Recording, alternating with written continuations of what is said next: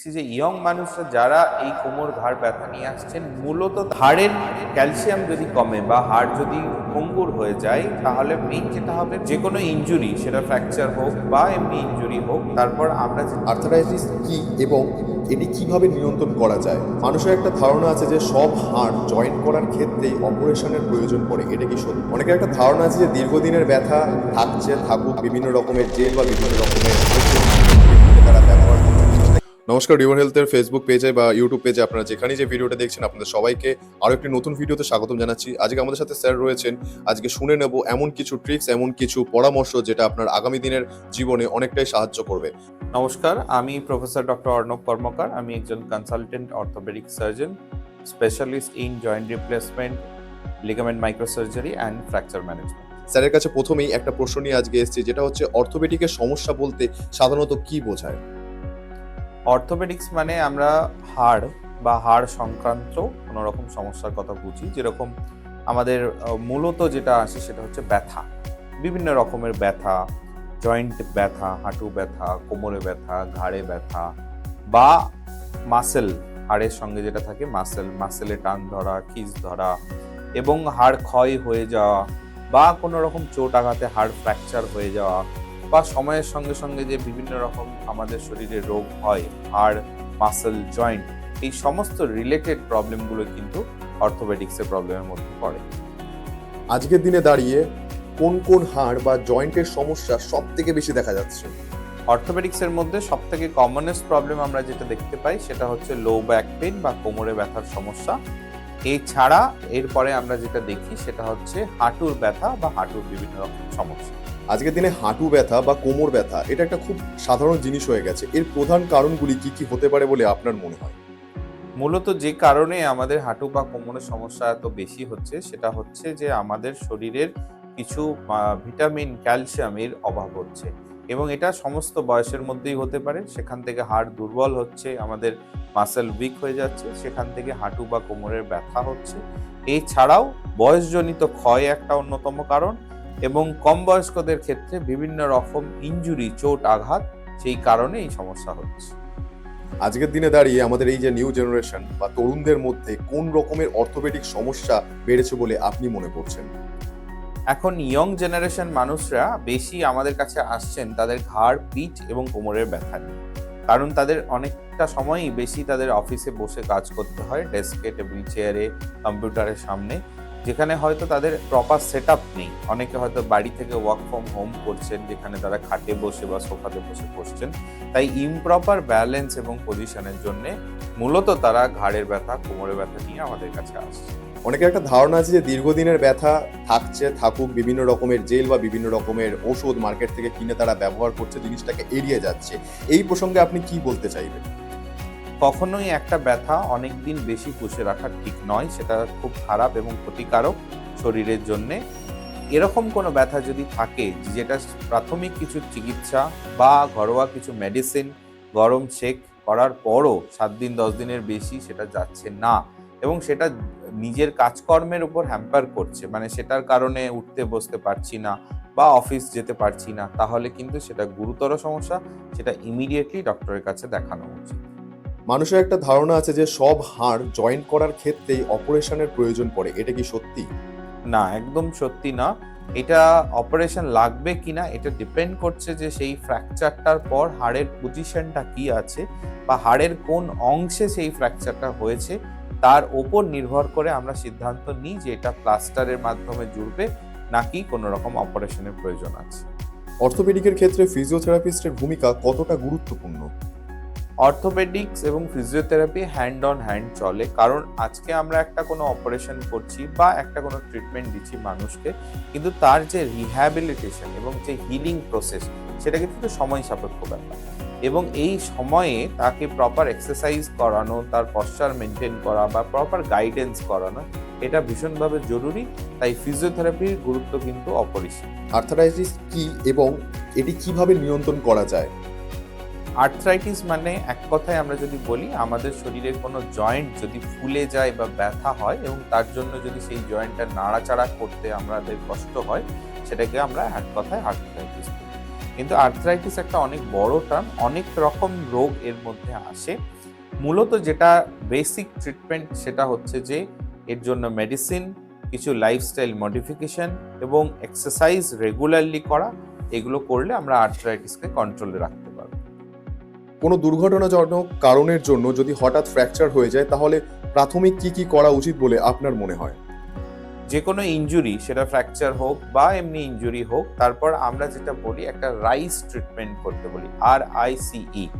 রাইসে R for rest, I মানে হচ্ছে আইস মানে বরফ দেয়া, সি মানে হচ্ছে কম্প্রেশন, কম্প্রেশন মানে হচ্ছে হাতের কাছে যদি আমরা কোনো ব্যান্ডেজ পাই, ক্রেপ ব্যান্ডেজ হতে পারে বা কোনো কাপড় গামছা কিছু, সেটা দিয়ে ওই জায়গাটা হালকা করে চেপে দেওয়া। অ্যান্ড ই ফর হচ্ছে এলিভেশন, সেই জায়গাটাকে উঁচু করে রাখা, মানে আমার পায়ে চোট লাগলে একটা বালিশ দিয়ে পাটাকে উঁচু করে রাখবো, হাতে চোট লাগলে আমি গলা থেকে কোনো একটা স্লিং মতো করে আমি হাতটা উঁচু করে রাখবো এবং সেই জায়গাটাকে রেস্ট দিতে হবে। তো যে কোনো ইনজুরিতে প্রাথমিক কিন্তু আমরা বরফ দেব, কখনোই কিন্তু চোট আঘাতে আমরা গরম সেক দেব না।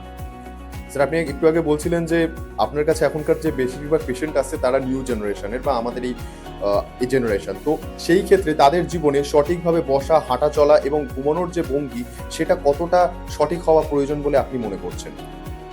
ভীষণভাবেই প্রয়োজন, কারণ আমরা দেখছি যে ইয়ং মানুষরা যারা এই কোমর ঘাড় ব্যথা নিয়ে আসছেন, মূলত তাদের কারণটাই হচ্ছে ইমপ্রপার পশ্চার। তারা যে চেয়ার টেবিলটায় বসে কাজ করছেন তার হাইটটা ঠিক নেই, বা অনেক সময় তারা চেয়ার টেবিলে বসছেন না, তারা খাটে বসছেন। তাই posture maintain first point. Second point হচ্ছে রেগুলার কিছু এক্সারসাইজ করা। এখন এত বিজি লাইফস্টাইল হয়ে গেছে যে মানুষ রেগুলার শরীরের জন্য টাইম দিতে পারছে না, বা যারা করছে তারা সাডেনলি একটা জিম বা এমন জায়গায় যাচ্ছে সেখানে তাদের টার্গেট সেট করছে যে আমি 3 মাসের মধ্যে এত কেজি বডি ওয়েট কমাবো, এবং সেখানে গিয়ে এক্সেসিভ এক্সারসাইজ করে তারা কোমরে আবার চোট পাচ্ছে। তাই প্রপার রেগুলার এক্সারসাইজ এবং পশ্চার, এটা ভীষণভাবে দরকার। মানুষে বলে যে হাড়ের ক্যালসিয়াম কম বা ক্যালসিয়াম কমে গেছে বলে হাড়ে ব্যথা হচ্ছে, যেটা আমাদের একটা কুসংস্কার বা একটা ভুল ধারণা রয়েছে। তো যদি হাড়ের ক্যালসিয়াম কমেই যায় তাহলে সেটা মানুষ কিভাবে বুঝতে পারবে ফার্স্ট স্টেজে? হাড়ের ক্যালসিয়াম যদি কমে বা হাড় যদি ভঙ্গুর হয়ে যায়, তাহলে মেইন যেটা হবে, প্রাথমিক পর্যায়ে ব্যথা হবে। মানে আমি একটা সিম্পল উপায়ে বোঝাই যে আগে আমি যে কাজটা করতাম, ধরুন আমি আজকে বাস থেকে নেমে হেঁটে বাড়ি আসতাম, কিন্তু অফলেট যদি আমার মনে হয় যে ওই হেঁটে আসাটা আমার জন্য একটু কষ্ট হচ্ছে, বা আসার পর একটু গা হাত পায়ে ব্যথা হচ্ছে, বা পরের দিন লেথার্জি ফিল হচ্ছে, তাহলে বুঝতে হবে যে আমার শরীরে কিছু ডেফিসিয়েন্সি হচ্ছে। সেটা যে একমাত্র ক্যালসিয়ামই হবে তা নয়, সেটা আরো অনেক মাইক্রোনিউট্রিয়েন্টস আছে, ভিটামিন আছে, তার ডেফিসিয়েন্সিতেও হতে পারে। কিছু রেগুলার কাজকর্ম, যেমন অনেকে সামনে নিচু হওয়া 10 বার ঝোঁকার পর যদি তাদের ব্যথা হয়, বাট যে কাজটা তারা আগে ইজিলি করতে পারতেন, কিন্তু সেই কাজটা এখন করতে গেলে তাদের ডিফিকাল্টি হচ্ছে বা কষ্ট হচ্ছে, বা তাদের মনে হচ্ছে যে একটু রেস্ট নিলে ভালো হয়, এইগুলো কিন্তু আর্লি সাইন্স যে আমাদের হাড়ের মধ্যে ক্যালসিয়াম কম হচ্ছে। বয়স্কদের জন্য এই শীতকালে হাড়ের কি যত্ন নেওয়া গুরুত্বপূর্ণ বলে আপনি মনে করছেন? বয়স্কদের জন্য প্রথম হচ্ছে ডায়েট, যাতে করে অ্যাডিকুয়েট ক্যালসিয়াম, নিউট্রিশন এগুলো থাকে। ভিটামিন ডি এক্সপোজার খুব দরকার, মানে সূর্যের আলোতে একটু বসা, রোদে বসা, তারপরেও ডেফিসিয়েন্সি থাকলে ভিটামিন ডি সাপ্লিমেন্ট নেওয়া, রেগুলার কিছু ব্রেস্ট এক্সারসাইজ করা, লাইফস্টাইল মডিফিকেশন, মানে যাদের হাঁটুর প্রবলেম তারা মাটিতে বসা বা এক্সেসিভ সিঁড়ি ওঠানামা না করা, এবং হাড়ের জন্য যা সাপ্লিমেন্টারি মেডিকেশন বা আর্থ্রাইটিসের যে মেডিকেশন, সেইগুলো কিন্তু এই সিজন চেঞ্জ বা শীতকালের সময় কিন্তু একেবারেই অফ করা যাবে না। একটু গরম শেক দেওয়া যেতে পারে, যেটা শীতকালে আরেকটু হেল্প করবে। এমন কোনো স্পেশাল ফুড আপনি সাজেস্ট করবেন অডিয়েন্সদের যেটা হাড়ের ক্যালসিয়াম বজায় রাখতে সাহায্য করবে? যে কোনো রকম মিল্ক বা মিল্ক জাতীয় প্রোডাক্ট, মানে যদি দুধ খাওয়া যায় তো ভালো, তাছাড়া টক দই ভীষণ ভালো, এটা ক্যালসিয়াম, ভিটামিন B12 এটা খুব হাই রিচ সোর্স। ডিম খাওয়া যেতে পারে ডেলি একটা করে। এছাড়া যে কোনো ছোট মাছ থেকেও আমরা প্রচণ্ডভাবে ক্যালসিয়াম, আর এছাড়া বলবো হচ্ছে যে কোনো গ্রিন লিফি ভেজিটেবলস, এগুলো ভীষণভাবে উপকারী। গ্রাম বাংলার দিকে একটা মিথ আছে বা একটা কুসংস্কার আছে যে হাড়ের ব্যথার বা কোমরের ব্যথা বা মাজার ব্যথা যদি বলি, এটা নাকি বংশ পরম্পরায় চলে আসে বা এটা নাকি জেনেটিক্যালি, এরকম কি আদৌ সত্য ঘটনা এটা? হ্যাঁ, কিছু কিছু হাড়ের ব্যথা আছে যেটা বংশ পরম্পরায় চলে জেনেটিক্যালি, যেরকম কিছু আর্থ্রাইটিস আছে, রিমাটয়েড আর্থ্রাইটিস বলবো, অ্যাঙ্কাইলোজিং স্পন্ডিলাইটিস বলবো, এদের সঙ্গে জিনের রিলেশন আছে। জেনেটিক হয়, মানে অনেক সময় বাবার থাকলে ছেলের হয়, মায়ের থাকলে বাচ্চাদের হয়। এছাড়া দেখা গেছে যে কিছু কিছু বাড়িতে রান করে ডিফর্মিটি, মানে অনেকের দেখবেন পা বাঁকা, হাঁটুগুলো বাঁকা, তার মায়ের ছিল, দিদিমার ছিল, তাদের হচ্ছে। তো কিছু কিছু সমস্যা, স্পেসিফিক আর্থ্রাইটিস কিন্তু ফ্যামিলিতে রান করে। কিছু কিছু ক্ষেত্রে কি মাজা বা হাড়ের ব্যথা বা হাতের ব্যথা যদি আমরা ধরে নিই, সেটা কি শুধুমাত্র কি ওষুধ কিংবা ব্যায়ামের মাধ্যমেও কি সঠিক করা যায়? 90% কেসে এই ব্যথা বেদনা, আর্থ্রাইটিস বা স্পন্ডিলাইটিস কিন্তু লাইফস্টাইল মডিফিকেশন, এক্সারসাইজ এবং সাপ্লিমেন্টারি মেডিসিন এইগুলো দিয়ে ঠিক করা যায়, প্রোভাইডেড তারা আর্লি স্টেজে আমাদের কাছে আসেন। তারা যখন খুব লেট স্টেজে আসেন তখন কিন্তু এই ট্রিটমেন্টটা আর কাজ দেয় না, তখনই আমাদেরকে হয়তো সার্জারির দিকে যেতে হয়। অসংখ্য ধন্যবাদ ডাক্তারবাবুকে। আশা করি আপনাদের এই ইনফরমেশনটা আগামী দিন অনেকভাবে সাহায্য করবে। আজকের ভিডিওটা এখানেই শেষ করলাম। ততক্ষণ দেখা হবে আপনার সাথে নতুন একটা ভিডিওর সাথে। তাই রিভার হেলথের পেজটিকে সাবস্ক্রাইব করে রাখুন আগামী দিন এইরকম আরও হেলথ টিপস পাওয়ার জন্য।